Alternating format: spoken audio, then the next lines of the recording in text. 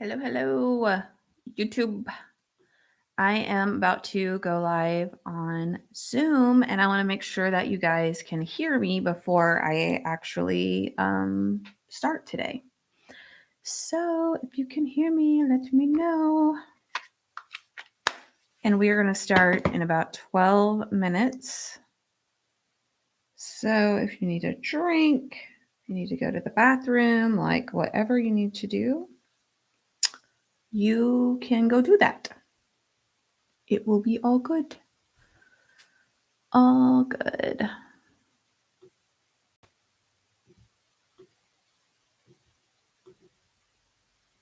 Welcome everyone who is joining. You can go ahead and type in the chat where you're from. I'm really trying to make sure that before I start here in about 10 minutes at the top of the hour that you can hear me okay. You just type in the chat and let me know if you can hear me. That would be awesome. I'll be getting started here shortly.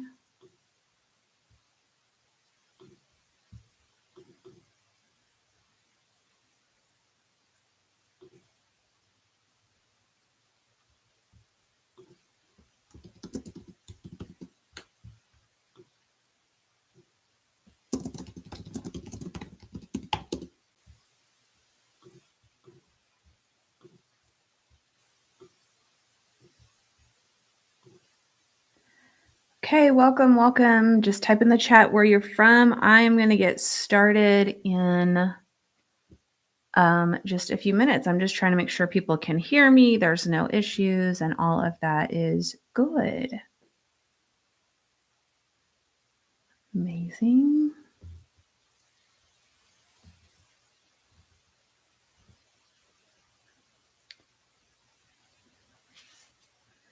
I'll be going live. I'm going to trigger the live on TikTok here in about 5 minutes. We will get started. Good stuff. Let's get some jams going. What do you think about that? Oh, can I share my screen? That would be even better. Yes. Oh, yay. Now you can see my screen. Perfect.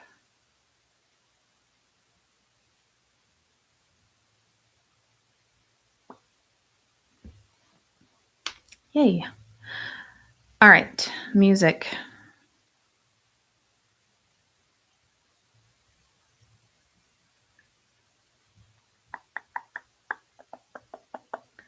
So, oh.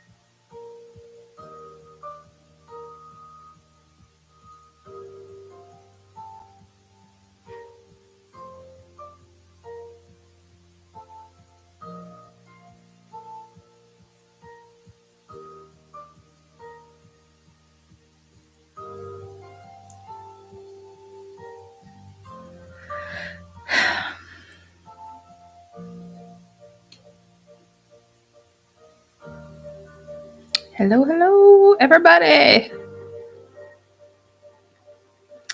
Try to make sure that you can hear me okay. And if you can, that's amazing. Welcome. I'm going to be starting in about 7 minutes. If you want to join me in the Zoom room so you can see my screen and you can ask questions, you can go to bravewidow.com/live, LIVE. and sign up to join me in the Zoom room and be in the room with me. Otherwise, you can hang out here and just listen to my story and what I have to share. And we are going to have some fun today. Talking about loneliness. Today's event is a widow's guide to beating loneliness or overcoming loneliness. So we're going to start here in just a few minutes. Hello. If you want to join me on Zoom, if you want to see my screen, if you want to be able to ask me questions in the Zoom room, you can get the Zoom link by going to bravewidow.com/live. And that'll get you in the room. Otherwise, you won't be able to see my screen here, but you'll still be able to hear me talk and share my story. I'm joining a few minutes early because I wanted to give people the opportunity to join me live in Zoom. But today, we are going to be going through a free training that I'm doing called No One is Coming to Save You, a widow's guide to overcoming loneliness, and what it actually takes for us to be able to overcome loneliness, to beat loneliness, to stop feeling isolated and alone. And I'm really excited. I'm planning to be here from noon Central Time. It's about noon now to 1:30. So I will actually be here for 90 minutes because we are going to do a really great training today. And I want to make sure we have plenty of time to do that. So again, for those of you who are joining, we're going to start in 5 minutes. If you want to join me in the Zoom room, you go to bravewidow.com/live, LIVE, and you can get the Zoom link there. You can find me there. And okay, I'm going to actually start the Zoom now and get that going. Welcome everyone who's joining. We are going to start in about 5 minutes. I'm starting a little bit early for anyone who might want to join me on Zoom, because then you can see my screen and you can see what I'm talking about. But if Zoom is not your thing, or if that doesn't work for you, that's totally fine. Okay, welcome everybody who's joining on Zoom. Go ahead and type in the chat for me where you are from, and we are going to get started here in just a few minutes.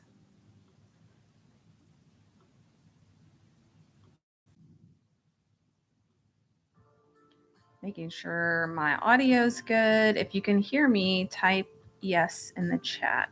Just want to make sure you can hear me okay.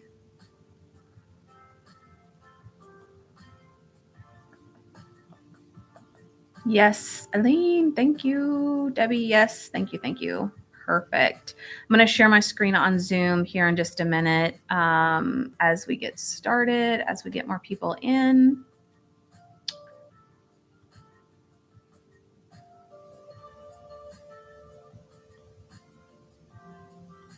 Okay, here we go. Now my Zoom folks should be able to see my screen. For anyone who's joining me on another stream, if I'm looking around, I've got several streams going. So my TikTok audience, you guys are amazing. 106 people with me. If you want to join me in the Zoom room, go to bravewidow.com/live, LIVE, and you can find the link to join me on Zoom just so that you can see my screen and what I'm going to be talking about. I might be able to flip my camera at times too. I don't know if I've figured out how to do that yet, but oh, let me try this. Flip camera. Oh, might be a little hard. Never mind. We're just going to leave it like this. But if you want to join me in Zoom, you absolutely can. bravewidow.com/live. And we are getting people filing into Zoom. So everybody, we're going to start in 2 minutes. 2 minutes, I'll hit record and we will get started. As you're joining, type in the chat where you're connecting from. I would love to know. Love to know where people are joining from. I love to travel, so I've been to several different states. I've been to some different countries, and it's always fun for me to see where people are joining from. Also, if you are widowed, I would love to know how long you have been widowed. Welcome, Michelle. Welcome, Ron. Hi, Mary.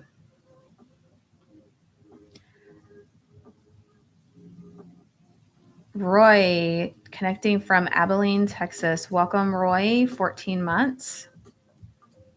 That can feel like eternity and also no time at all.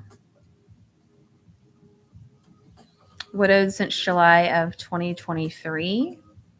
So almost coming up to your 2-year mark, Claire. 2 years can also feel like an eternity or no time at all. Michelle's from Clearwater. She's been widowed for 1 year. Lots of people have ideas about how it should feel after the 1 year mark. There's a big debate. I've done podcast episodes about this. I've done lighthearted debates about the difference between year 1 and year 2. So it's always an interesting topic. Debbie, 20 months. Okay, we are going to get started here. I've got people connected. So let me pause my music. And again, for any of my TikTok crew, we've got over 100 people here, which is awesome. If you want to see my screen, you want to join me on Zoom, you can go to bravewidow.com/live, LIVE, and get the link to join me on Zoom. Otherwise, we are hanging out and we are going forward. So here over the next few minutes, I'm just going to go through a couple of housekeeping things, what today's agenda is going to look like. And before I do that, I'm going to record this. Record this so that we can replay it later. Okay. Recording in progress. There we go. Okay. Welcome everyone who is going to be watching the replay. For people who are just now joining, welcome. I'm so glad that you're here. Diane, Isabel, Michelle, Roy, and Aline, Debbie, several other people that are here, Rosemary, Kate, you guys are amazing. Thank you for being here. Patty, welcome. If you will type in the chat wherever you're connecting from, I've got YouTube, TikTok, and Zoom going here. Just what your thoughts are about loneliness, and whether it's a thought that you have, whether it's an experience, whether it's something that you hope to get out of today's session, just type it in the chat and that'll let me know I'm on the right track or if I need to make any pivots there. Hi, Patty. All right, so as we get started, a few things for today. So if you are with me, if you're not with me in Zoom, it's okay. But if you want to join me, it's bravewidow.com/live, LIVE. You can get the Zoom link. And that way we can be a little more interactive. If you are here with me in Zoom, at the bottom of your screen, there is a chat button, and you can click that to chat. You can message everyone, or you can change it and just message me if you want it to be more private. You can put in emojis. You can put in reactions. You can interact in the chat. I love seeing what's going on in the chat because that helps me know if I need to slow down, if I need to speed up, if I need to kind of change how I'm presenting information. The chat really helps me know if you're engaged, if I need to pivot, what all's happening. Claire says she's lonely with the everyday things, errands, meals, etc. Yes, I can totally relate to that. So if you have a question and you're in Zoom, at the bottom of your screen, you'll notice a couple of buttons. One is the react button. It should let you react, which is always kind of fun. Another one is the Q&A button. So if you have a question, type it in the Q&A box for me. What that does is it keeps your question from getting lost in the chat.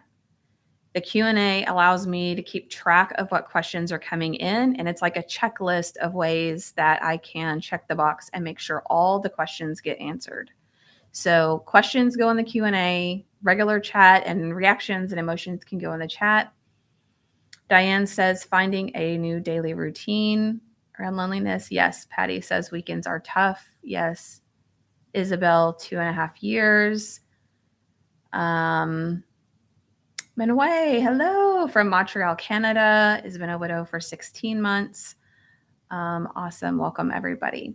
So today I have 90 minutes set aside, and I know not everyone will be able to hang out for the full 90 minutes. But for those of you who do, I have a special bonus that I'm only offering to people who are here live with me real time. So if you hang out to the end, you'll get to find out what that is, especially if you're not already a member. I know I've got some members that are here with me and some new folks. So welcome. So today I'm going to walk through my story and just share with you who I am, my background, why I'm even here. I'm going to talk through the problem. So the problem that we face in loneliness, why we feel lonely, what the solution is to loneliness. And then, if it's okay with you, I would like to share an invitation to join me as in part of Brave Widow coaching. I'd like to share what that looks like, what you can expect and experience. So, if that would be okay with you to share that, if you'll just type yes in the chat, then I would love to share that with you. And then, of course, we have time for some Q&A. So, before we dive in, Isabel's from Florida. Joyce says she's been a widow since February 2023. Hi, Joyce. I'm going to pray. A Jesus girl. I'm faith-based in what I do, so it wouldn't be right if we started without praying. So I'm going to go ahead and pray. Dear Heavenly Father, thank you for allowing us to be here today, for the opportunity to speak into the lives of the people who have joined me, for being able to share my story and the story of other widows and other folks that I've been able to work with and help in their journey.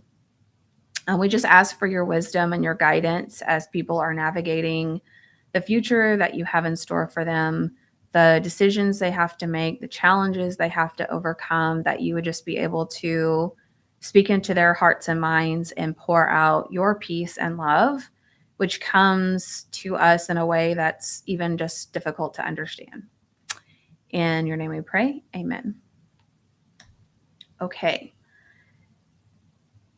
Nikki from a place I cannot pronounce in South Africa. Amazing. Widow from November of 2022. Nikki, welcome. Welcome. Sue is from Highland, Indiana, and became a widow in February of 2021. Sue's an OG Brave Widow. I was going to say Brave Widower, but widowers are not women. So there we go. All right. I'm going to dive in. My story. So if today I have a life that is absolutely fulfilling and I love to wake up every day. And if you would have asked me 4 years ago, I wouldn't have believed that I would be here at the point that I am today. So 4 years ago, I watched as some EMS workers via an ambulance took my best friend and my husband from my home for the last time, never to return. Nathan and I had been married just shy of 20 years. We have 4 amazing kids who are teenagers at the time. And we both had been sick with COVID. It was complicated by double pneumonia. And we'd been bedridden for a couple of weeks.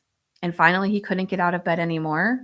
So I called the ambulance. They came, they picked him up, and they took him to the hospital. And I remember just feeling a huge sigh of relief. Like, I worked in healthcare for 20 years. I told my kids, like, hospitals are where people go to get better. He's going to be in good hands. So I remember when the ambulance took him, just feeling this big relief and this big weight off of my shoulders. Over the next 11 days, he would spend that time in ICU. I was not allowed because I was coming off of COVID and pneumonia and coughing. I wasn't allowed to go see him in the hospital, as many of you weren't allowed to be with your spouse during that time. And I remember I was called into the hospital one day. They said the attending physician wanted to meet with me and just kind of talk about our next steps and what I assumed were the next steps on the road to recovery. But there wouldn't be any next steps. In fact, there wouldn't be any warmth. There wouldn't be any kindness. There wouldn't be even a smile.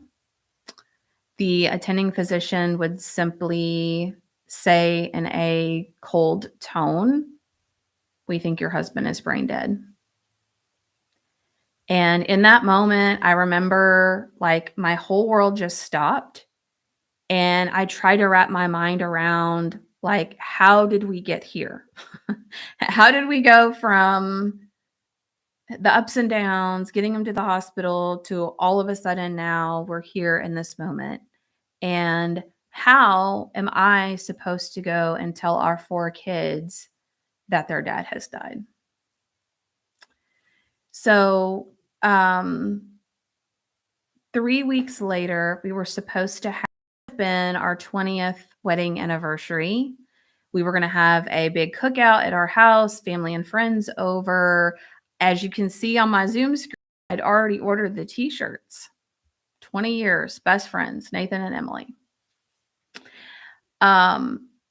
3 weeks later, though, instead of celebrating as a wife and full of excitement for the day, I ended up hosting some family and friends over in honor of Nathan's memory and for a celebration of who Nathan was. Instead of that facing that day with excitement and joy, I ended up facing that day crushed as a widow and now a solo mom to these 4 teenagers. Several months later, I had this memorial garden built on the side of my yard, pretty much where we were standing in that first picture. And I thought that having this memorial garden would be a great way to honor Nathan and to remember him, and that it would just be this beautiful environment where I could go sit and be at peace and be grateful for our time together. But after it was built, I noticed that instead of being comforted by it, I was tormented by it. Every day it was just another reminder that he wasn't there and he wasn't coming back. And so I remember specifically one afternoon, I was sitting on this bench that you see in the picture here, and I was bawling my eyes out. Like I was sobbing, like the kind of cry that comes from that guttural, like pit of your stomach. And in that moment, my chest hurt so bad, and I thought my heart was going to burst right then and there. Like I wanted to die in that moment. And I remember thinking about my kids and thinking about how even though I was still alive, that I felt like a shadow of myself. I felt like just a hollow version of myself. And so even though technically I was alive, effectively, it was almost as though they had lost both parents. And I remember just thinking like, there's got to be a way to get through this. Some other people, it seems like they've done it. It doesn't really seem clear how. But I remember making a decision, and that decision was that some way, somehow, I have to figure out how to get on the other side of grief. I have to decide that I'm going to live for my kids. And so I stood up. I remember before I stood up, I was sitting there. I closed my eyes, and I remember saying, "Nathan, I love you and I miss you. and I can't live like this anymore. I have to be able to move forward. And I remember standing up and walking inside and deciding that this was going to be the time that I learned everything I could about grief. So, over the next few months, I bought all the books, I went through the courses. I went and obtained 2 coaching certifications, one through Grief Recovery Institute. I talked to hundreds of other widows. I started Brave Widow, and I launched a podcast called The Brave Widow Show, where I would go and interview other widows and I would ask them to tell their story and I would ask them what helped them and I would ask them to share what they would tell other widows who they wanted to know that it can be better. You can enjoy life again. You can love your life again. And together we laughed, we cried, we healed together, and we as a community grew together. I'm so happy to share that now I can honestly say I do love my life. I've gone through so much healing. I've gone on new adventures. I've really done a lot of work in creating a new life for myself. What I often share with people is that our old life is in ash. We can't go back. We're never going to go back to the version of us that used to exist. But the good news is that we get to decide to build something new and something that we can still love. So I've gone to 5 new countries. I started real estate investing. I started public speaking. I launched Brave Widow as a company. I got to meet Dave Ramsey and tell him thank you for all the great work that he's done. Just so many wonderful things. I even just over a year ago remarried a most amazing man and gained a bonus son in this process. And so, my approach and how I serve widows and how I elevate widows comes from a background of going through the Faith Based Coaching Academy, which is a rigorous 6-month process led by a 20-year psychotherapist. She's a psychologist and therapist who's been in the business for 20 years. She's faith based as well. I went through Grief Recovery Institute and some other certifications. And so, how I view Brave Widow as being different is that what we do in Brave Widow isn't just about grief recovery. It's not just about emotional healing. That is the foundation. That is where we start. But our focus is to help you build that foundation and then build a life that you can actually be excited about again, that you can actually love again. Let me just catch up on some of the comments here. Sue says, awesome community to be a part of. Patty, amazed at your composure during telling your story. Thank you.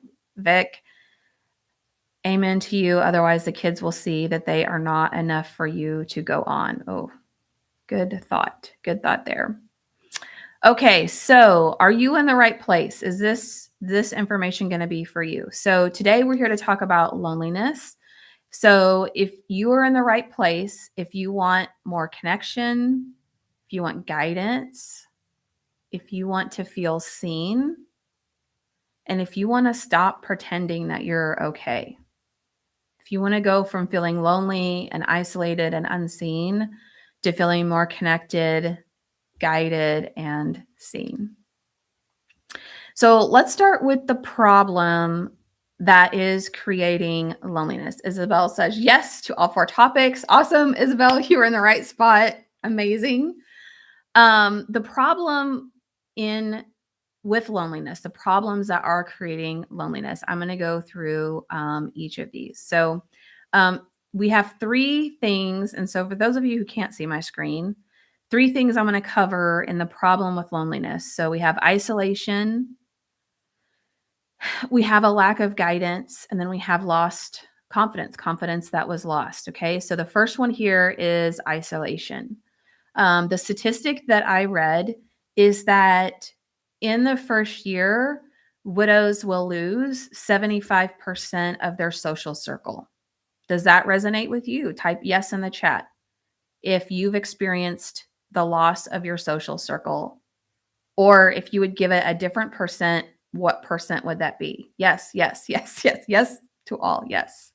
Yes, Joyce. Okay, anecdotally, people tell me it's more like 90%, but hey, the statistic is 75%. Red Wolf says everyone. Yeah. And so, how I think about this stage of where we are in widowhood and what happens is we go through this isolation. So, why does this happen? Why do we lose our social circle? Well, I could talk about that for a whole hour, but what I will share in the amount of time that we have together today is when we experience the trauma of losing our person and we are in deep grief, we isolate, we withdraw, we pull in. Like, think about it like a bear going into the cave to hibernate, right? There are a lot of reasons why we do this. Primarily, it's because we're trying to function, because the part of our brain, the amygdala, that is responsible for keeping us safe, that's responsible for helping us survive, has taken over. So if you guys have experienced brain fog, if you experience a problem thinking clearly, if you experience a problem making decisions, it's typically because your nervous system and your brain do not feel safe, because everything you knew about reality now has shattered. Absolutely, yes. People don't know how to relate. Yes, absolutely. Okay. So then we start to wonder, why aren't they reaching out? If they cared about me, they would contact me. Well, we also know that our relationships with other people are based on friendships that maybe were through our spouse. So it wasn't even about the relationship with us, it was about the relationship with us as a couple. Or they just may not know how to interact, what to say, what not to say. They don't know if we want to be alone. But what happens is we go through this period, I call it season one of widowhood or season one of grief, where we have withdrawn, like we're isolated, we're in our cave, we're a little bear, we're hunkering down because all we can think about is functioning and getting through the day. And this might take 6 months, this might take a year, it might take even longer. Okay. So what happens is when we start to get our feet underneath us and we're coming out of season one of widowhood, we're going into season two, we're starting to like step out of the cave a little bit and we're like looking at the landscape of what has happened. It's like, well, where did everybody go? Like, I'm here and it's crickets everywhere else. Okay. So that's one of the problems that we have with loneliness is we're isolated, or we have isolated. Okay. Another problem, the second problem that's driving loneliness is we have a lack of guidance. We don't know, like, what do I do now? How many of you type yes in the chat if you have felt lost? If you have wondered if what you're going through is normal? If you are like, what am I supposed to do? Am I supposed to go make friends? Like, for me, I was like, is there an app? Is there an app I can go to make friends? Like, I live in Arkansas. And at the time, I lived out in the country. Everybody's like, yes, yes, yes, I felt lost. Okay. I lived on a 37 wooded acre plot in Arkansas in a town of like 8,000 people. Where was I going to go to make friends? And who would want to be friends with me? Like, I don't just have a stellar friendship resume, right? I didn't have someone to tell me, is this normal? It's not normal. Nikki says, totally lost. Yeah. What is my experience? Where do I go? How do I make friends? Do people still make friends at my age? Doesn't everybody already have their friends? Like, after high school, like, everyone has their friends, everyone has their work friends, and then there's like me. And all the other widows that I know are like 80. And if you're 80 and you're watching this, I love you and you're amazing. And someone who's widowed at 30 is struggling to resonate with people who are widowed in their 80s or 90s. It's a very different experience. Okay, so that's the second problem, is we don't have guidance. We don't have someone to guide us. The third problem is that we have lost our confidence. So if this resonates with you, put an emoji in the chat, put yes. But when we have lost our person, our thought partner is gone. Typically, that's the person we bounce ideas off of. That's the person who helps us make decisions.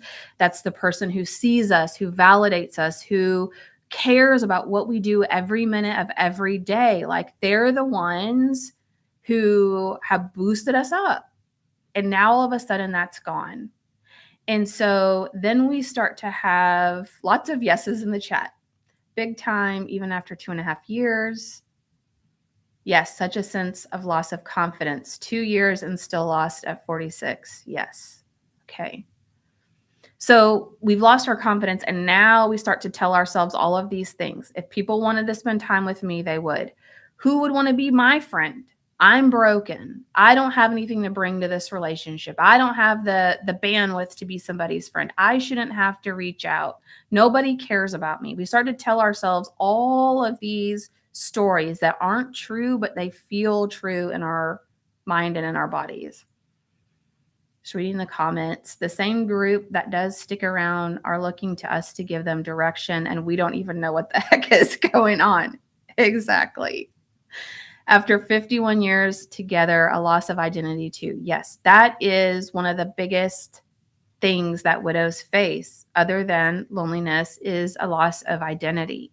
You don't even know who you are anymore. You don't know what you like, what you don't like. You're like, how am I supposed to tell other people what to do? I don't even know what I'm doing. I don't even know who I am anymore.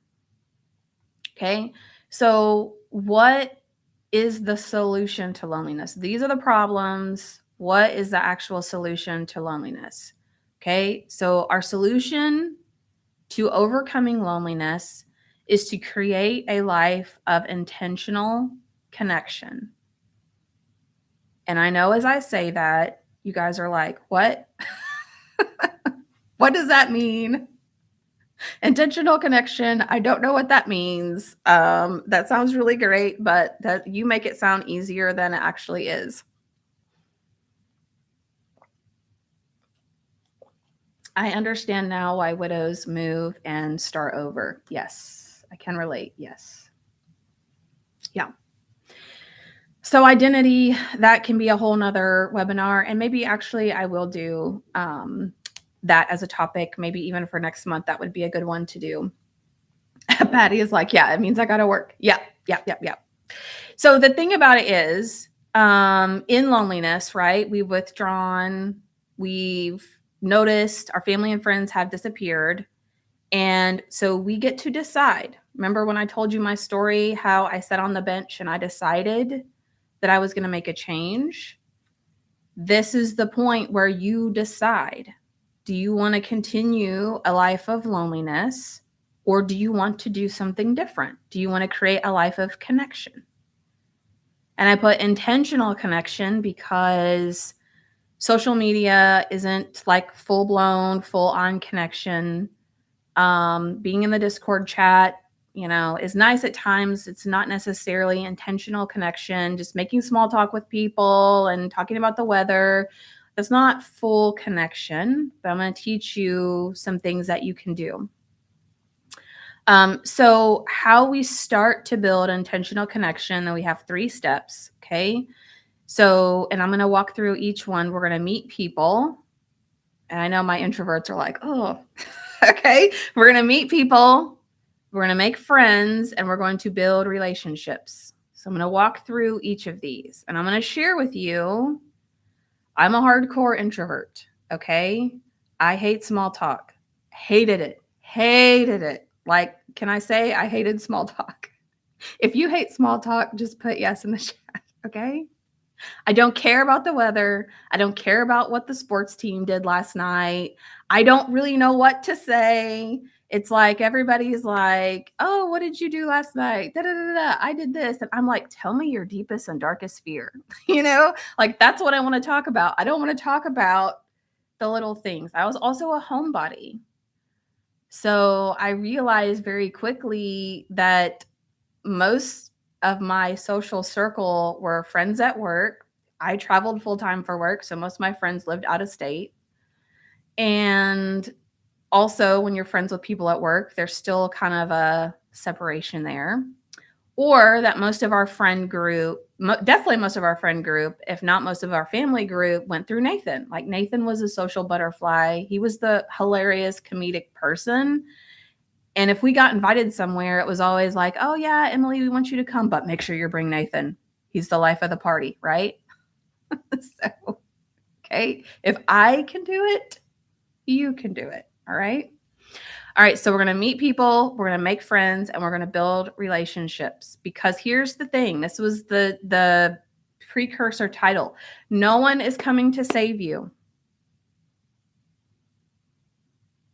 No one's showing up at your door. Like I literally sat in my house out in the country, rural Arkansas, and was like, maybe I'll just magically get friends. Like maybe someone will show up and knock on my door and be like, I'm here. It's your new bestie. And then I would think, well, wouldn't that be a little creepy? First of all, I wouldn't answer the door. I would go hide in the other room and wait till they left. Okay. It's just not realistic. That's what we think sometimes. So, how do we meet people and find other people that we can connect with? Well, we're going to have to get out of our house. That's one thing. Okay. And we want to be very intentional and come up with a plan for how we're going to meet people, make friends, and build relationships. We're not just going to like throw ourselves out there with no plan. We're going to come up with a plan. Okay. So when I coach widows, I tell widows there are 3 types of people that you want to find and that you want to build relationships with. And it's important you choose from each of these 3 to build like a good support structure here. Okay.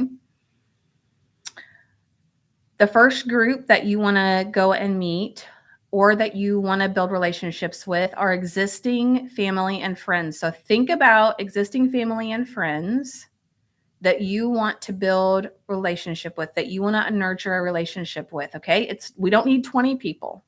Let's pick like 2 people. If you only got 1 person, that's fine. Maybe it's family and friends. Maybe they disappeared, but you're like, okay, let's give this another shot because relationships take work. They take effort, right? So we want to look from existing family and friends, and we want to choose maybe 1 or 2 or 3 people from there that we want to rebuild relationships with. The second group that you want to build a relationship with are other widows and other grievers. Okay. And the reason that you want to choose from this group is because your existing family and friends most likely don't understand. They're not on your journey. They don't know what you've gone through. They don't know the right things to say.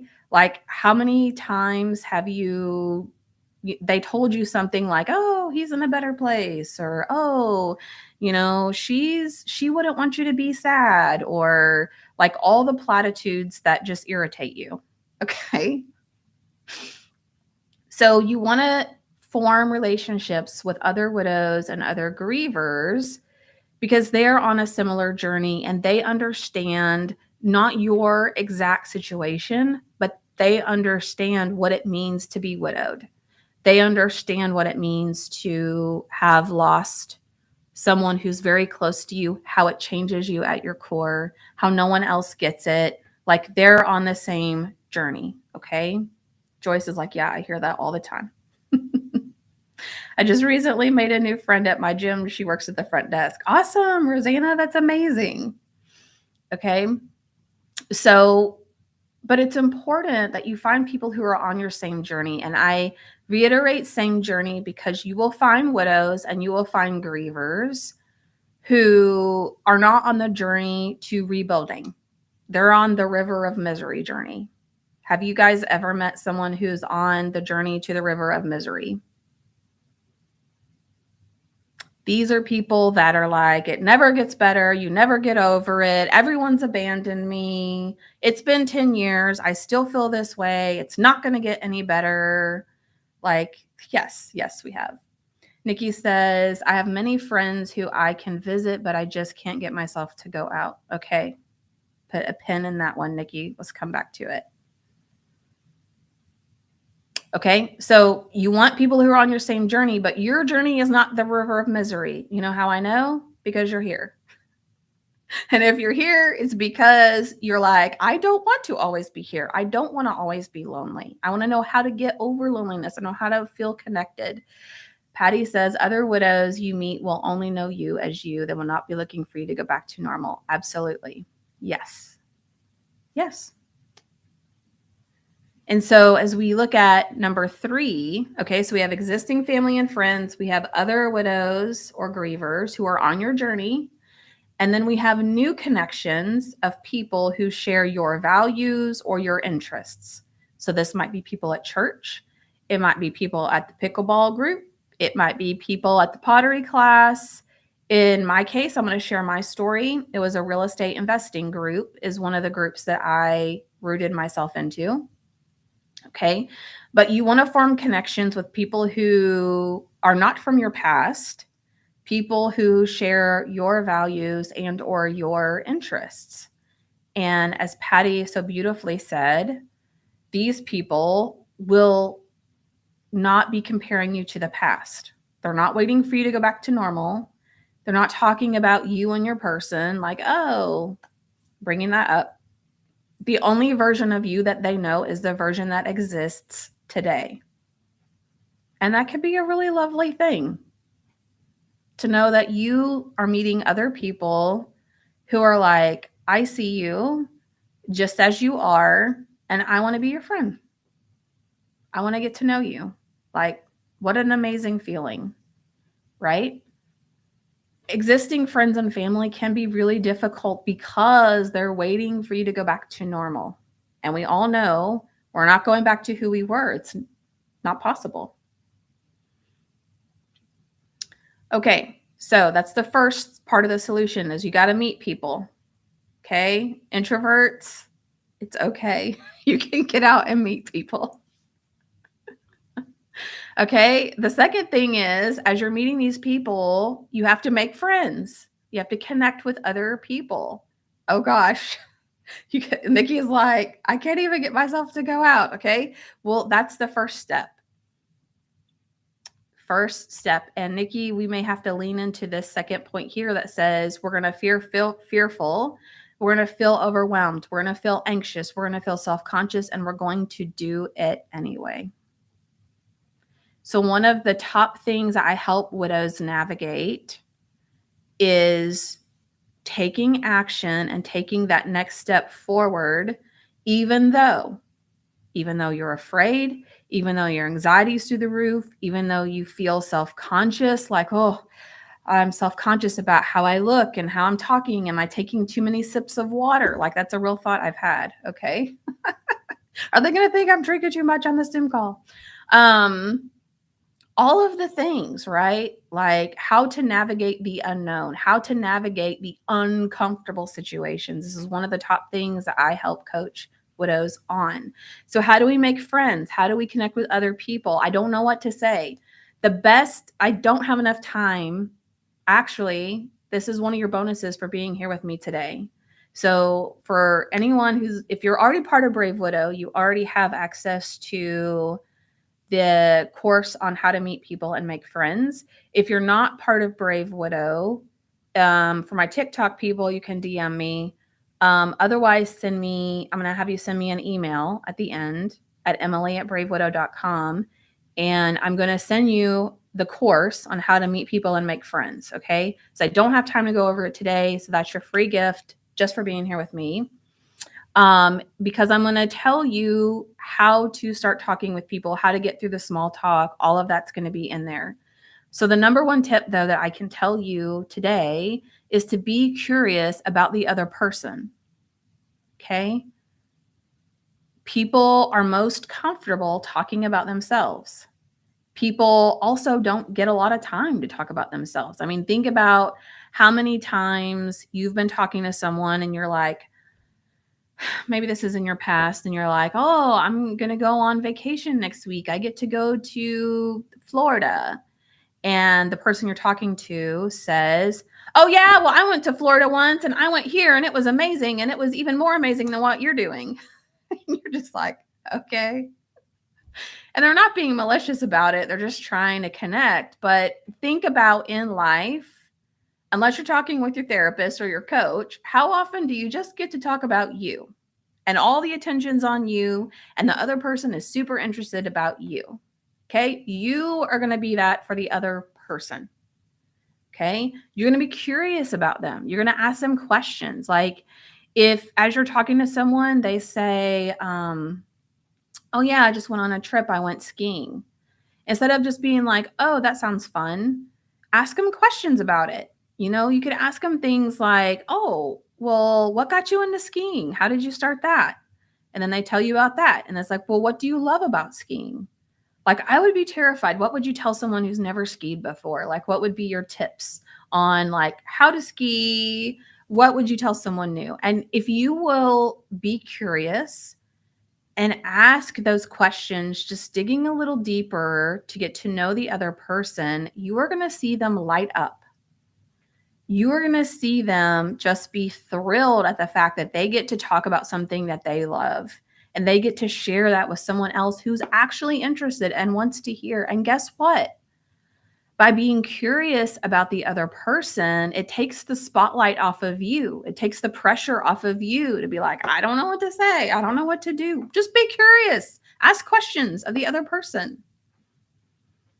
Okay, it's a great place to start. And then what will happen naturally most of the time is that after you've talked to that person for a while and you've been asking them a bunch of questions, they're going to be like, oh, this person is so great to talk to. And oh my gosh, I don't know anything about them. I should ask them some questions. And then guess what? They're going to ask you questions and you're going to know what to say because they're asking you questions. So being curious and creating space for another person to share about themselves and their experiences and all of that will help create this really nice flow of a conversation and allow for deeper connection. So if you hate small talk, one of the ways I started looking at it as an introvert was like, okay, how fast can I move through this small talk into a more meaningful conversation? Like the small talk is the necessity of just walking up to someone I don't know and having a conversation. Like you kind of have to start there, but it's okay. We don't have to stay there. And so I always kind of looked at it like an experiment or a personal challenge. Like, how fast can I get out of the small talk and go a little deeper and go a little deeper and go a little deeper? Right. And the number one way is to be curious about the other person. Okay. You're also going to feel the fear, the anxiety, the self-consciousness, and move through it and do it anyway. And again, this is one of the top things I coach people on because it is hard. It isn't easy. Like, I made some videos about how to make friends, and I love when the comments are like, "You make this sound so easy," and it's not easy. And it's like, here's the thing. It's not easy. It is hard. It feels hard. It just feels overwhelming, but it's simple. It doesn't have to be this big, like complicated thing. So I'm not saying it's easy, but I am saying it's simple. It's a simple process that you can follow. Okay. And then your goal is to make this a routine practice. You want to practice small talk. How do we do that? Well, when I go to Starbucks and I get a cup of coffee, I'm practicing small talk with the cashier. Or maybe when I talk to the barista, I'm like, I'm curious, what's like the best thing about working here at Starbucks? Or maybe I ask a cashier at the grocery store, what's been like the craziest customer, like what's the craziest thing you've ever seen a customer do? Now, am I going to stand there for 30 minutes and talk to that person? No. But what that practice does is it gets me out of the habit of doing the robotic exchange, right? Hi, how are you? Good. How are you? Oh, your total is $45. Okay, thank you. Have a great day. You have a good day too.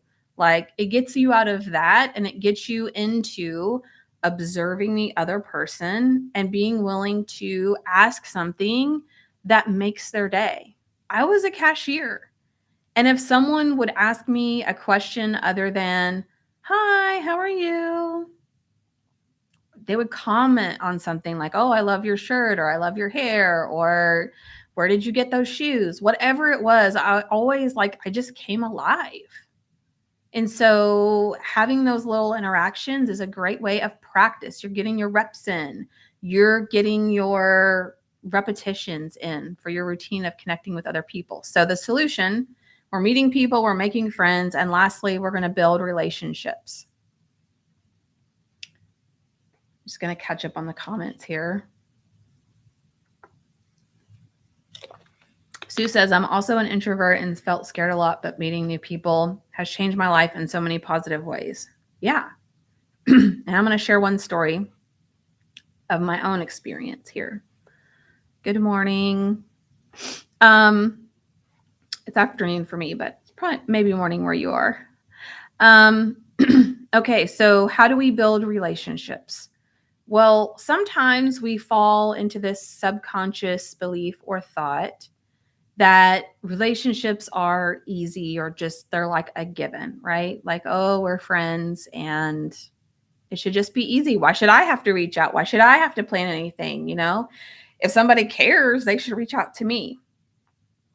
But I want you to think about a close relationship that you have had. Maybe it was your marriage, maybe it was your relationship with your person. If you don't put in effort in any relationship, you're going to either move into a very routine state. And maybe for some of you, that's where your relationship was. We wake up, have breakfast, go to work, come home, watch TV, go to bed. It's the same every day, every day, every day. And then sometimes what happens, and one client I'm working with, their kids leave home and they're looking at each other like strangers. Like we don't even know each other as husband and wife. We just know each other as mom and dad to these kids. Okay. So any relationship requires effort. If you want to go on a date with your spouse, you needed to plan it. If you wanted to see your BFF, you had to make time for her to come over, for you to go there, to go to the movies or a concert, whatever it is. Like, to have a strong relationship actually requires effort. So if there's a relationship that you don't want to hold on to anymore or you want to get out of, one of the things I'll coach you on is to stop putting in the effort, stop responding, allow for distance to naturally happen over time. Because if you're not putting any effort in, there's not going to be a relationship there. It's just not. So part of this is the reality that building a relationship requires effort. It's worth the effort though. So what kind of effort does it take? Well, we have to make specific invitations to people. And I want to see if one of my Brave Widow peeps is on because I'm going to share. Okay. I'm not going to share her name, but I'm going to share something that she shared with me. But we have to make a specific invitation. So put yes in the chat if you've had relationships or friendships with people and you can't even count the number of times that you've said, we should get together sometime. We should go have lunch sometime. We should do dinner sometime. We should go to the movies sometimes. Put yes in the chat if that is you. Like you even maybe today, you know those people that are always like, we should really get together. And you're like, yeah, we should. And then you never do. Yes, yes, yes. Okay. Well, guess what? There's one solution to that problem. Guess what it is?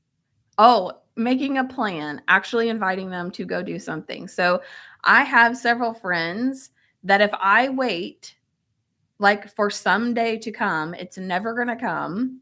But the instant I say, hey, what do you got going on Friday? Let's go to lunch. How about this time? And maybe they say yes and it works out and that's great. And maybe they say, oh, I can't do Friday. Can we do Tuesday? But making a specific invitation, planning a specific time is going to let you know, one, if that other person is really serious or they're just saying that to be nice, and some people have examples of that where it's like, oh, they always say no, they're always busy. Okay, let that person go. But two, if they can't do it on that specific day, then you'll know another time that you can do it. And when you're out together, like you're having lunch together, instead of leaving that experience going, oh yeah, we should get together again. Oh yeah, totally. Pull up your calendars. say, "Hey, how about next month?" Or, "Hey, I noticed that this new movie's coming out. We should go see that together." Like, make specific invitations. Patty on TikTok says, "My world was my husband. I was married 45 years. I'm 69 and I have no friends." Oh, Patty, my heart goes out to you. And this is perfect. This is perfect for you. What we're doing today and what I'm going to be sharing with you today. Okay. So, if you have no friends or you don't have strong relationships, you get to decide if that's what you want. And if that's what you want, you have to make changes. You have to take action and do something different, or you're just going to have more of what you have, which is not having those relationships. Okay. You could also decide to help someone else. Maybe they have a project that's going on. Maybe they need a closet that they need to have organized and clean. Maybe whatever it is, like the things that we never want to ask people to do because we're embarrassed, we're shy, um, we think we should be able to do it all. Like, be the person that's like, "Hey, I would love to come and help you with that." Yeah, it's easy to make friends get a hobby. Well, Grace, we just talked about easy versus simple. I would say it's simple. It's not always easy, but by having a hobby, by joining those hobby groups is a great way to meet other people. Yes. Sue says, "I did that with a fellow brave widow named Daisy, Debbie. When I was traveling through her area, we had a great conversation over breakfast in person and got to know each other a lot better." Yes. And Debbie says, "I have a friend who will not leave until we get the next meetup until it's on the calendar." Amazing. Amazing. Debbie. Yes. Um, I also had Debbie, I don't think you're gonna mind if I share this, but I remember, when Debbie and I were talking about, she's one of my clients, Debbie's awesome. She was telling me about, meeting people and making friends and making that a priority, and she's like, "This one person at this one event just kept talking to me and kept talking to me and kept talking to me, and I found myself feeling annoyed, and finally I was like, you know what? Maybe this person actually just wants to be my friend, and so I invited her to lunch." I'm like, "Yes, yay." Like, sometimes we have that thought of like, "Why is this person talking to me? No, why would they want to be my friend?" And then it's like, "Oh, wait, maybe they actually would like to be my friend." Maybe I will invite them to lunch. And guess what? The worst they'll say is like, "No, okay, they're not meant to be your friend. Move on to the next person." All right. I want to share a brief story with you about how this has come about. Like, how have I come up with this? How have I seen this work in my life? And when my late husband Nathan died in July of 2021. So that first 6 months for me, especially, was just about surviving and getting my feet underneath me. And I remember just feeling so overwhelmingly isolated and alone. And I remember my reality of realizing one day that most of my friends that I worked in healthcare as a senior vice president for teams that upwards of 4,000 people in over 100 hospitals across the United States. Had a very demanding job. I traveled 75% of the time for work, so I was gone a lot. I didn't have a lot of energy to make friendships with other people, and because I worked such a demanding job, I found it hard to relate to other women that were struggling to do like just daily life and who just didn't have my same challenges, didn't have the same things in common. Like, it was just a struggle. And so I remember it was probably early 2022 where I was realizing like I'm not friends with anyone here, like hardly. I mean, people that worked for me live nearby me, and I had a great relationship with those people. But again, when someone reports to you, you're friends at like a little bit of a distance, right? I can't just tell that person everything. So I remember thinking, like, I just wow, I've not done a good job of making friendships either outside of Nathan and I or outside of work. And I also was trying to figure out what things I might be interested in the future and what places I could go to meet people. And I'm a lifelong learner. I love to learn. So I wanted to go to a place where I could actually learn some things. And um, I remember seeing, I was searching online. So you can go to like meetup.com, you can look on Facebook, there's a tab for events. You can see local events that are happening in your area. And I saw one that was for a real estate investor group. And I'd always been interested in real estate investing. I didn't know really anything about it. Like the last time I had researched it was on those old school forums. I don't know if you guys remember like when the internet was full of forums and so like Reddit basically, and you would just go read other people's posts and what they said and what advice they gave, and like I like got caught up in that rabbit hole like 10 years earlier, but I hadn't done anything with it. And so I was like, "Oh, well, it says the first meeting is free, so I'm going to go try." And I was so anxious and so self-conscious that I'm thinking like, "Okay, how do I show up at this meeting like an investor?" And I had a work pickup truck, so I was like, "I'm gonna drive my truck," right? Like, investor driving a pickup truck like that seems pretty legit. So, I wore, like, my cowboy boots and my jeans, but also a nice top because I was keeping it classy. Drove my truck, and I went early because 'cause I'm like, "I gotta figure out where's the building, where's the entrance?" Yeah, who was laughing at me. Where am I going to go in? So I get there early. I find the building. I park in the truck and I sit there for 20 minutes. 20 minutes, people. I sat in that parking lot, this trying to decide whether or not I should go inside. And so here were all the things swirling around in my mind, right? I don't know anyone in there. I'm not an investor. People are going to laugh at me. Are they going to be nice to me? Are they going to say, "Well, what are you doing here? You don't belong here." Um, are they going to be like friendly? Is there any other women? Because there are a lot of men in real estate investing. I don't really know a lot of women. One of the thoughts I had that cracks me up was I don't even know where the bathrooms are. Like that was a legitimate when I was in that thought spiral, that was a legitimate thought I had was like, how can I go in there? I don't even know where the bathrooms are. What if I gotta go to the bathroom?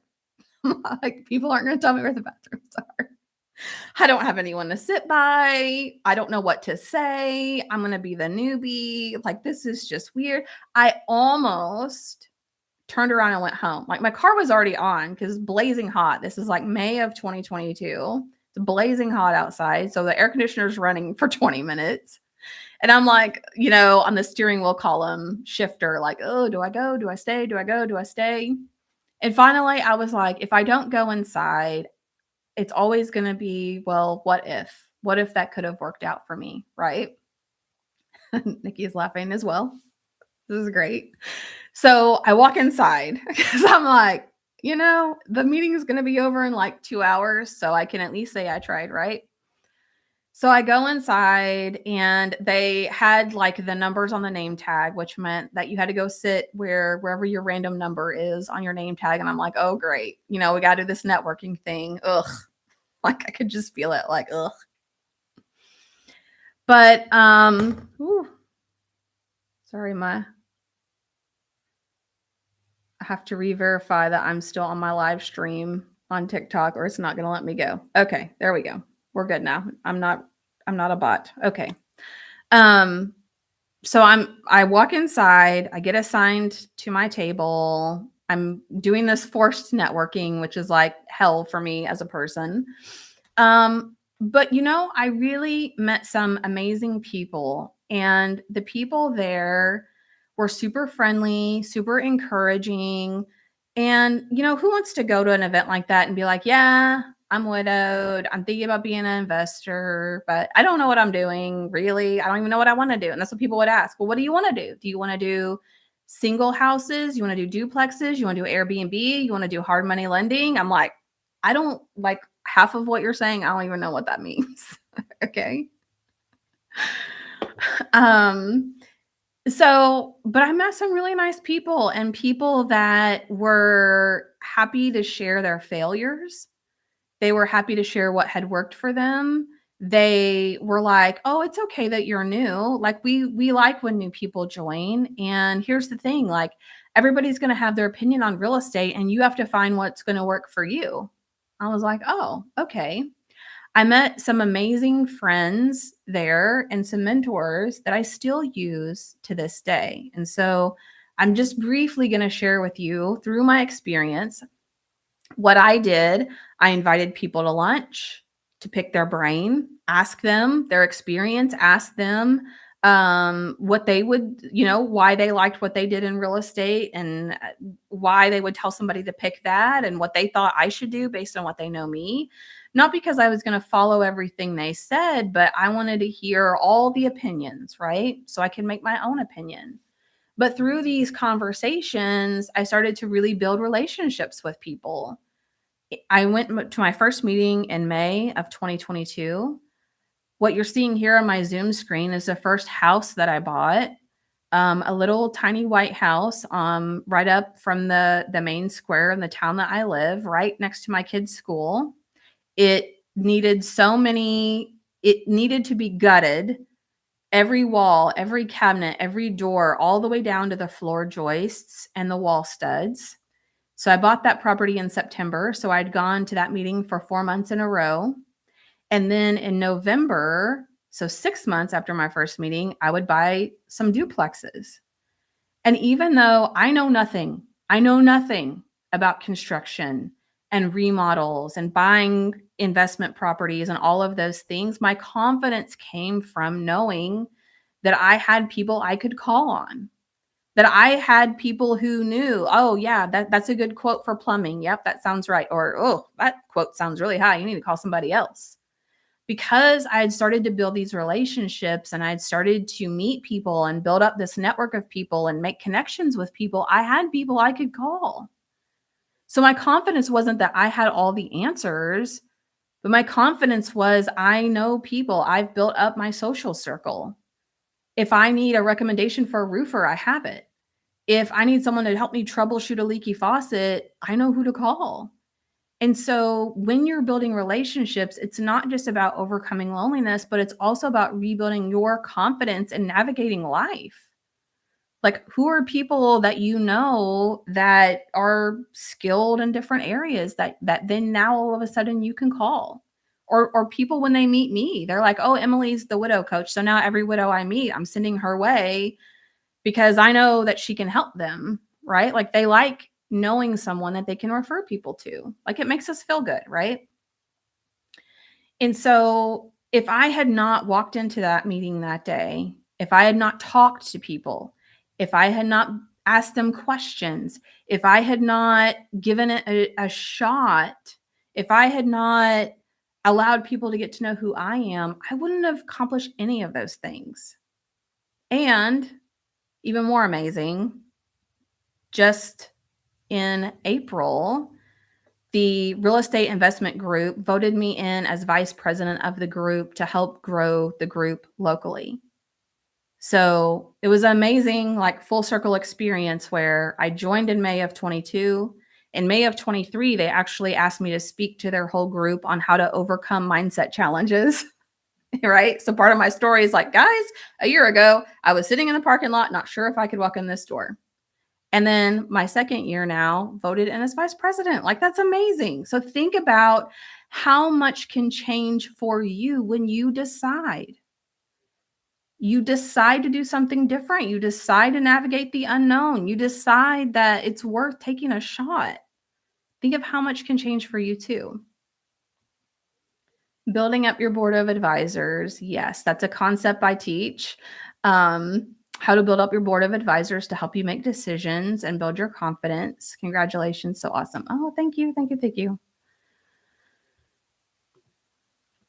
So here's the thing, a life of intentional connection is possible for you. So like my folks on TikTok are saying, like, I have no friends, or I'm lonely, or I can't make myself get out of the house, or I can't do X, Y, or Z. The reality is, what I want to call you to is that this is absolutely possible for you.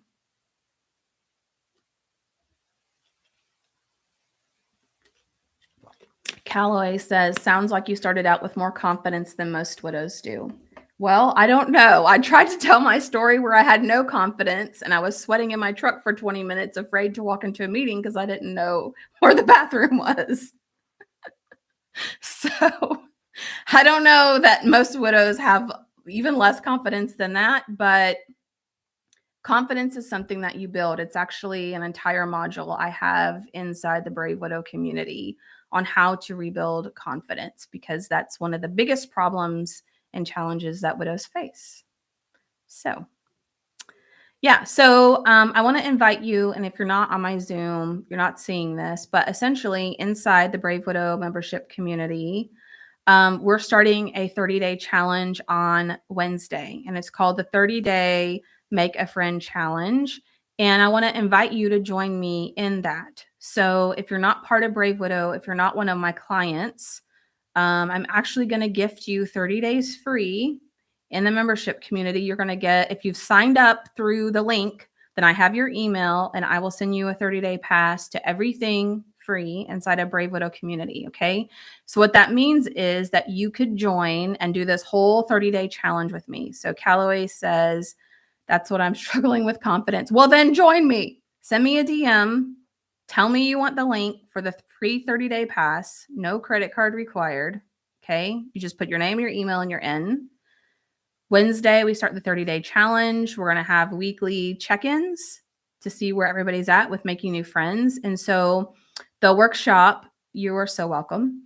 The workshop that's happening on Wednesday is very action-oriented. So when people ask me the difference between therapy and coaching, there's a few differences, but one is that coaching is very action-oriented. So it's 2-hour workshop, because what we're going to do is you're going to actually start taking steps on the challenge, on the call. So I'm going to have you go look up events that you can go to in your area.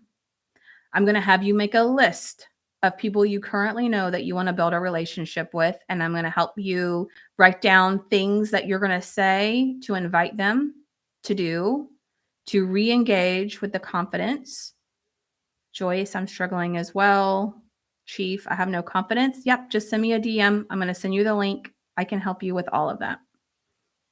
Okay. And for the next 30 days, my goal is that you at least have one person that you're like, I've made a new friend, or I've strengthened a relationship with someone that I already knew. Like it's on the books. We went to lunch, or we went and did this thing. We did it together, and we're going to continue to build this relationship.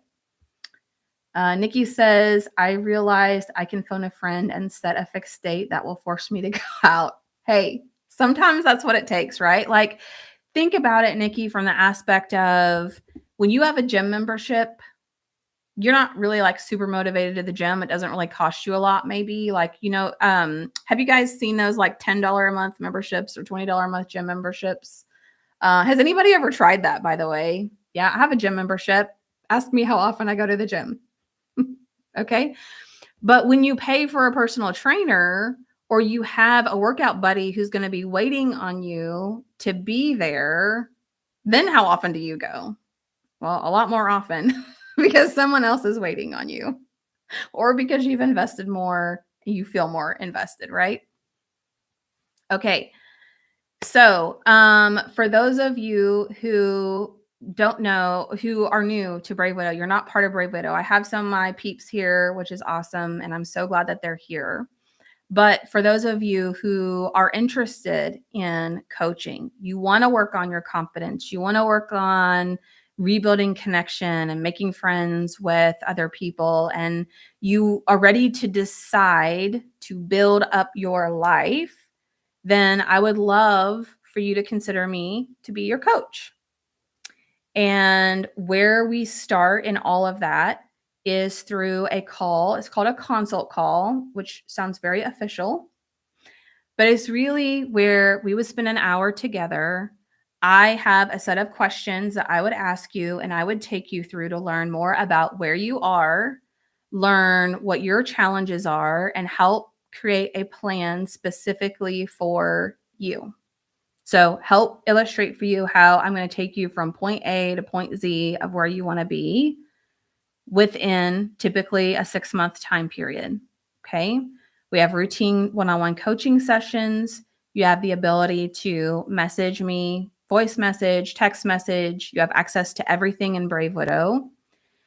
And there's no pressure on a consult call. So if you just want to have a call to understand what I would say your next step should be and what I would recommend for you, and you want to take that plan and you want to go implement it, or you want to go work with someone else to do that, you can. Okay. The consult call is a way that I give back and a way of helping show you what coaching could be like and what is possible for you. Because a lot of people aren't even sure whether or not loving their life again is possible or getting to a better place is possible. So that's what the consult call does. Kelly, welcome. Kelly is from St. Genevieve, Missouri. Widowed September of 2024. Kelly, you're coming up on a year. Welcome. I'm from Arkansas, so not too far from Missouri, actually. I hope that's right. MO, Missouri, I think. I love going up to Missouri. It's pretty up there. So I want to invite you to schedule a consult call with me. And if you schedule your call today, you don't have to have the call today, but if you go out and put the call on the calendar today and end up signing up for coaching, then I have a few bonuses that I'm going to offer, that I'm going to give you. So one of them is doing a guided release and reset session. I've never offered these bonuses, so I'm curious to see what the interest is. But doing a release and reset session, so think of it as like a guided meditation session where we'll pull your body into a space of intentional safety. We're going to help release some of whether it's fear or grief or lack of confidence or whatever that is. I'm going to guide you through a process of releasing some of that. Also doing a future design mapping session for you. So really taking the time to map out what you want for your future, even if it feels like I have no idea what I want. I don't even know what that could look like. I don't even know if that's possible. And then I have a special like VIP box that I will hand pack and ship to you. But you have to go out today to schedule your consult and just get it on the calendar. And you could do that by going to bravewidow.com or bravewidow.com/fast. Either one will get you in there so that you can get the bonuses if you decide to sign up for coaching. And I would love to be able to do that for you. So who is coaching for? I'm going to walk you through some of the people that I'm able to help the most. I'm just reading through some of the comments. So before we have like 20-ish minutes left. So if you will comment, if you're on Zoom, comment in the Q&A box, ask your questions there. If you're watching me on YouTube or TikTok, put your question in the comments. I want to make sure if you guys have any questions about what I've covered today, loneliness, confidence, rebuilding relationships, that I answer those. So put your questions in the comments. If you're on Zoom, put it in the Q&A and that'll help me keep track of it a little bit better. Patty says it's one of the best investments you will make. You'll be surprised at how helpful it can be. Also, having Emily walk along your side is a blessing. Thank you, Patty. I love you. Sue says Emily is such an amazing coach on so many levels. Started first with a loving and caring heart, offering so much in the way of support and tools on the journey forward. Thank you, Sue. Sue's one of my first Brave Widow peeps. Can we access the replay? Yes, I'm going to post the replay. So Lily asked, can we access the replay? Yes. The replay will be on YouTube. And if you're on my email list, it'll go out through there. You can go to bravewidow.com/live and sign up there to get the replay. Or if you send me a DM, I'll send it to you as well. No problem. Roger says it'll be 5 years next month. It does get better. It just takes time. There's lots of dark days. So, Roger, in the most loving and caring way, what I will share about it just takes time. So, one of the best things that I learned from the Grief Recovery Institute, and one of the quotes that I actually use from them is the key to recovery and grief is action and not time. So how I think about time as an analogy is that time is an ingredient in the recipe to being able to heal and to build a life that you love, but time is not the only ingredient. And one of my favorite examples of this, she's on the podcast. You can go and watch her whole episode. Her name is Sobia. And what she shared was for 3 years, she just went through the motions and she just waited on time to just magically make things better. And for 3 years, she powered through. She waited for time. She told her kids, like, kids, we just got to give it time and mom's going to feel better. And then COVID happened. And then she found herself at home with her kids for many more hours of the day than normal, than what we typically did before we had the lockdowns and the quarantines and all that. And what she realized in the conversations with her kids was that they watched her power through. They were proud of her for going to work, keeping things going, but they felt very disconnected from her. And as she started to really think about it, she realized 3 years after her husband died, she actually felt worse. She's like, I don't feel any better. Time isn't helping me. And she decided to actively process and heal her grief. So it was a great comment. I treated it like a question. But time is a component, right? Like no matter how much I teach you today, tomorrow you're not going to feel 100% better and you're never over it, right? But also, I know so many widows, it's so heartbreaking. I know so many widows who have waited 3 years, 5 years, 7 years, 10 years, 20 years, and they still feel like they felt in the beginning. And if you go on Facebook groups, if you go on forums, you're going to find those people who will tell you it never gets better. Put yes in the chat if anyone has ever told you that. It doesn't get better. There's no finish line. You don't get over it. It doesn't get better. Like, again, these are the river of misery people that I talked about, right? Thank you. Makes sense. We have to move forward for sure. Yes. And to your point, we move forward with our person emotionally. We don't leave them behind. We move forward with them. As a griever, time is literally just standing still for me. And Callaway, I can help you with that for sure. In the early days of grief, we want to slow down. We want to create intentional safety for ourselves, and we want to process our grief and our hurt.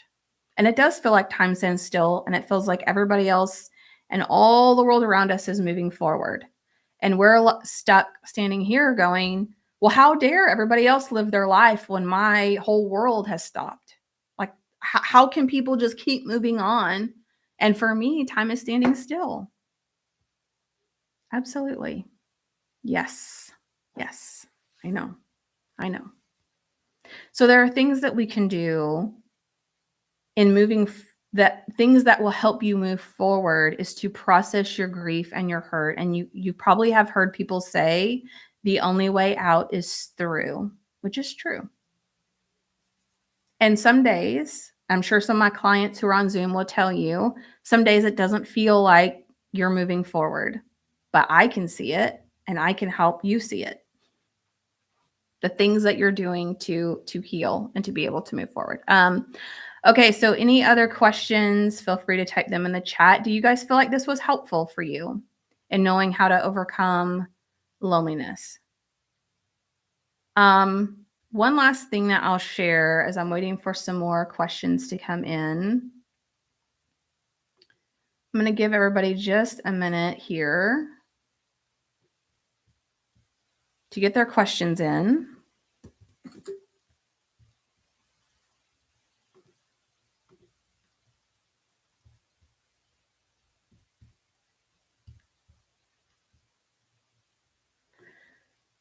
Okay.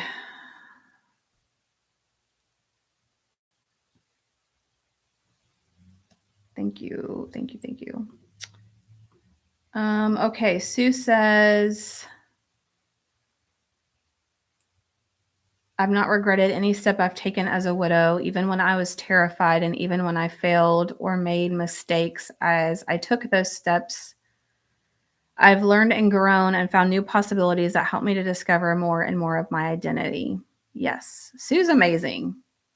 Everyone, all my peeps are amazing and have done really amazing things. Joe says, knowing there's so many others going through the same is helpful. It is. It's very validating. It's very normalizing. Debbie says, Emily has been my lifeline to not hide in a corner.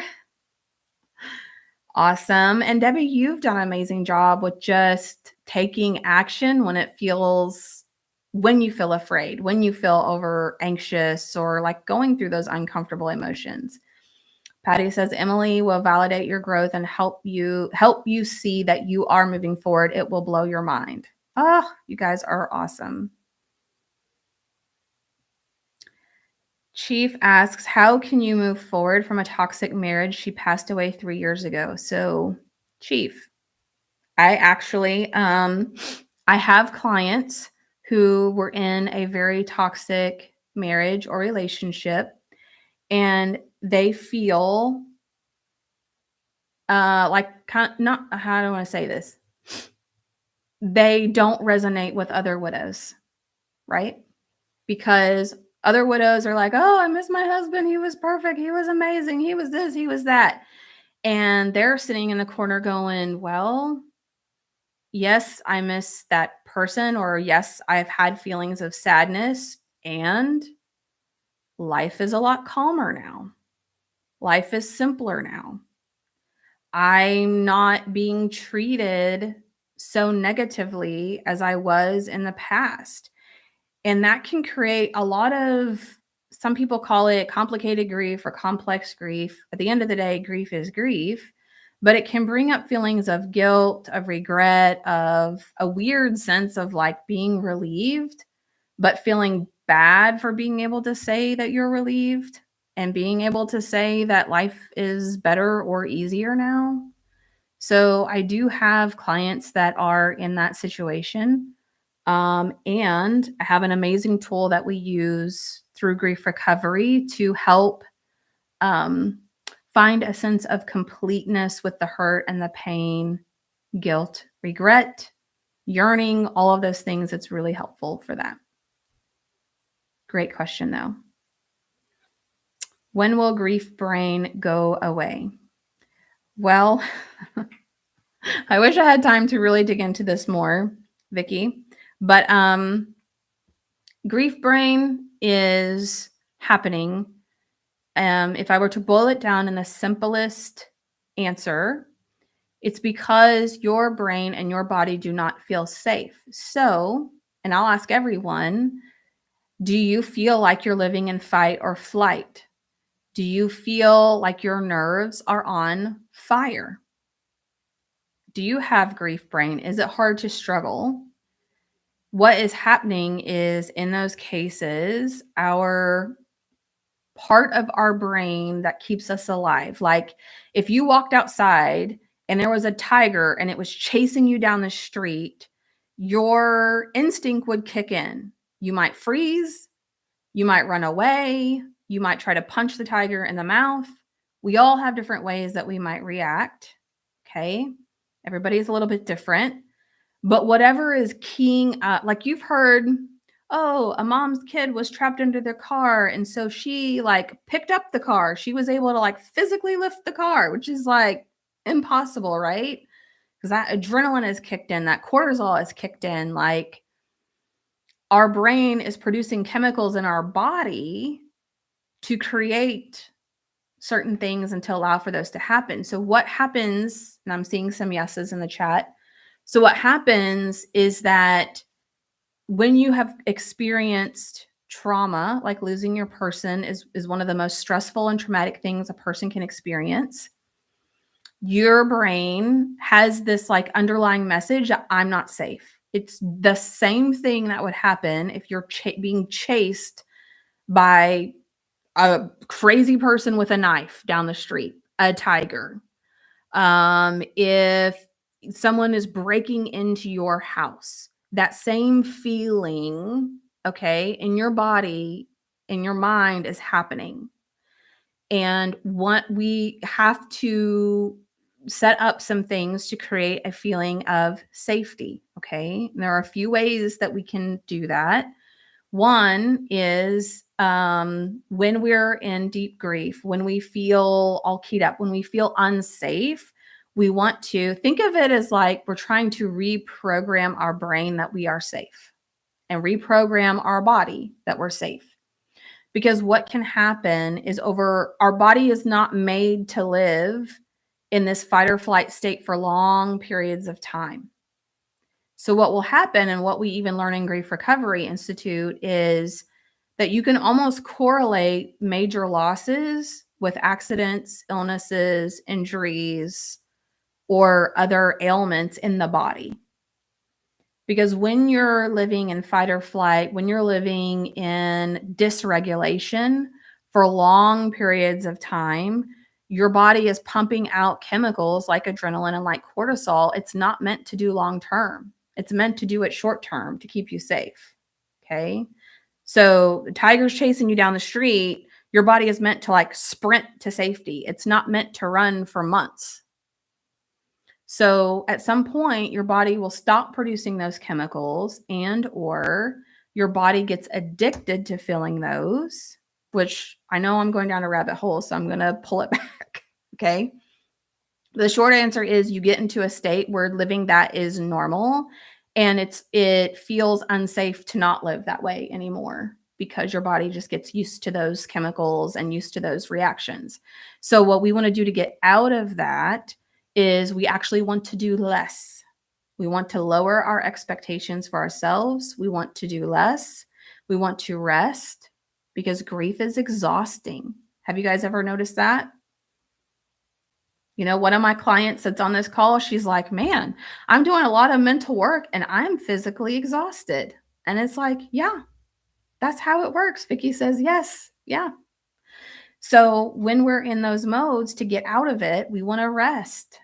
We want to bring our body to intentional safety, because what we're trying to reprogram our brain and our heart for is we are safe. I'm safe. I'm safe. I'm safe. I'm safe. So you don't feel like you have to be keyed up all the time and be on edge and be hyper alert of everything that's going on, right? A pen drops on the floor and you jump like it's a gunshot or something, right? And so that might be meditation. It might be taking a walk. It might be getting a massage. It might be breathing exercises. It might be drawing or gardening or doing puzzles.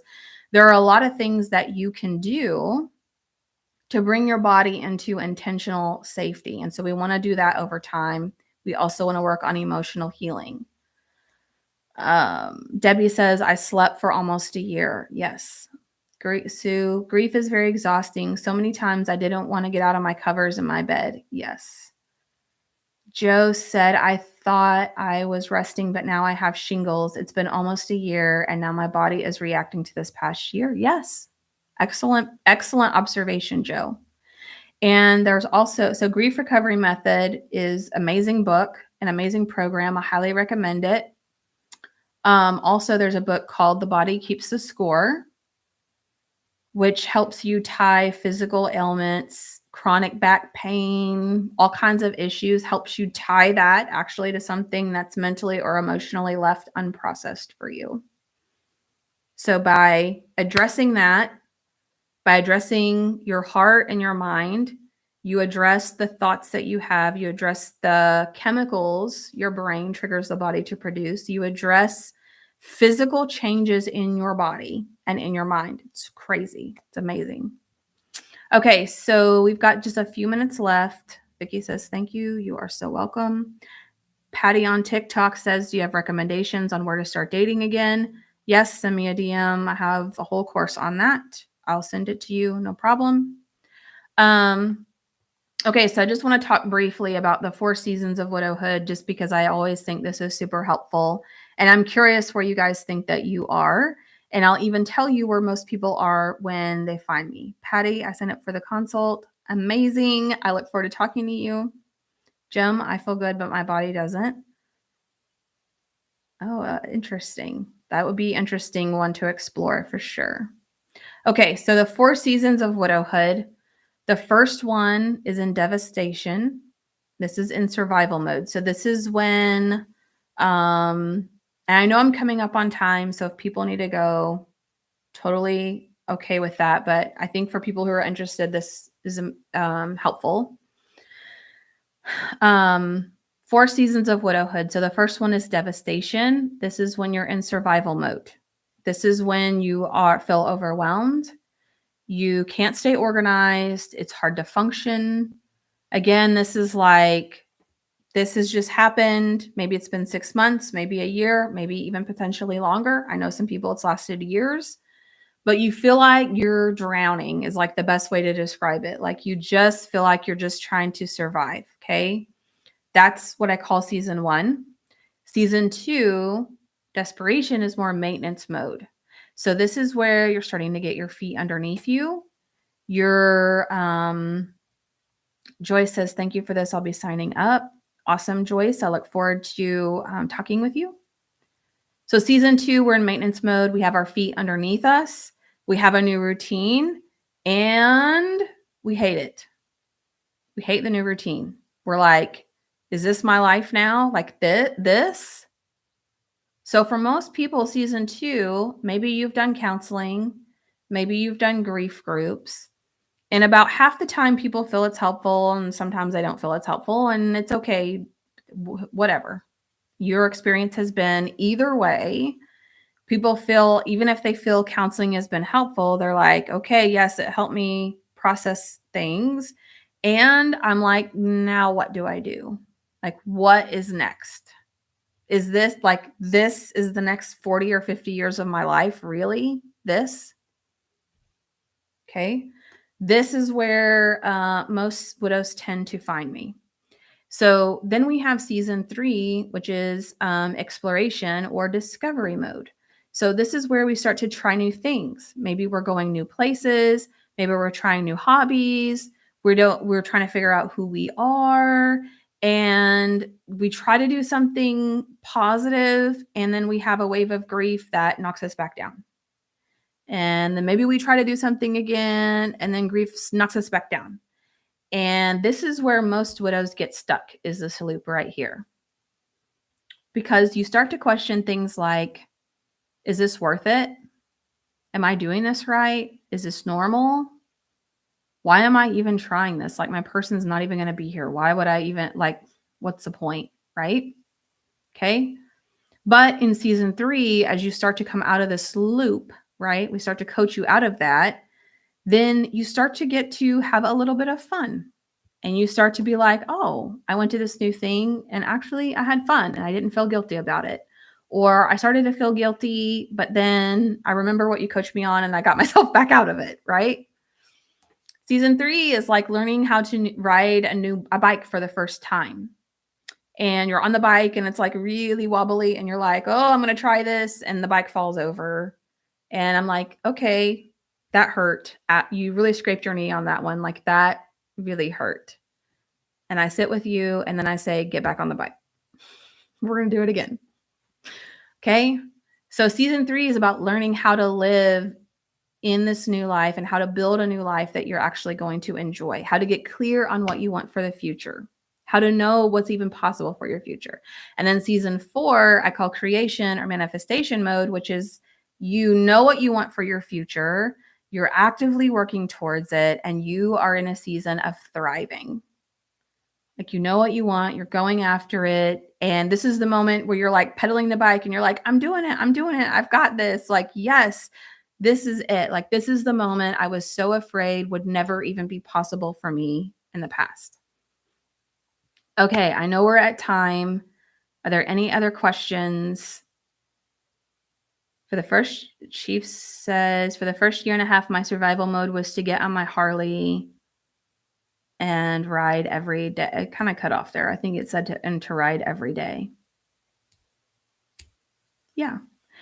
And it's okay to have things that give you a break from grief, right? Like give your brain a little bit of a rest. And that's okay.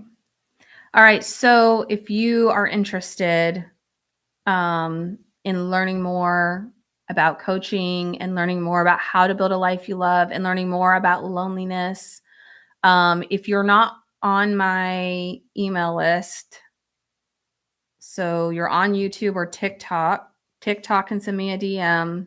YouTube, I think you'll just have to go on my email list or shoot me an email. And I will send you the course on how to make friends and meet people, and a free 30-day pass to the Brave Widow membership community. If you would like to schedule a consult, remember I have the bonuses today that are going to expire today. So if you think you might want to do coaching, just get your consult on the books. You can schedule it a few weeks out. Doesn't need to be this week or next week. I'll be out anyway, most of the week. But get the consult on the books, and that way I'll honor some of those bonuses, because my goal as a coach is to get you to take action and to make decisions.